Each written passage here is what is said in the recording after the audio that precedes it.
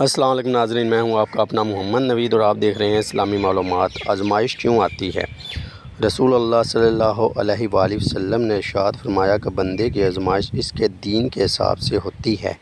اگر وہ اپنے دین میں پختہ اور مضبوط ہو تو اس کی آزمائش بھی زیادہ ہوتی ہے، اور اگر اس کا ایمان کمزور ہو تو اس کی آزمائش اسی حساب سے کم ہوتی ہے۔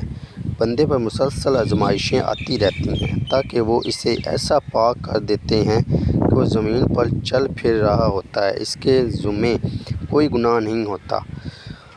اوکے ناظرین، ملتے ہیں ایک دوسری حدیث کے ساتھ۔ اپنا اور اپنے ارد گرد کے لوگوں کا خاص خیال رکھیں۔ ویڈیو کو لائک کریں، شیئر کریں، کمنٹ کریں، چینل کو سبسکرائب کرنا نہ بھولیں، ہماری حوصلہ افزائی کریں۔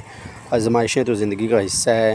دیکھو کتنی خوبصورت بات حضور پاک صلی اللہ علیہ وسلم نے فرمائی ہے کہ اس سے تو ہے کہ ہماری چھوٹی چھوٹی آزمائشیں ہمیں آتی ہیں تو ہم اتنے پریشان ہو جاتے ہیں، تو ہمیں اپنے دین پہ توجہ دینی چاہیے تاکہ اللہ تعالیٰ ہم سے زیادہ آزمائش لے سکے۔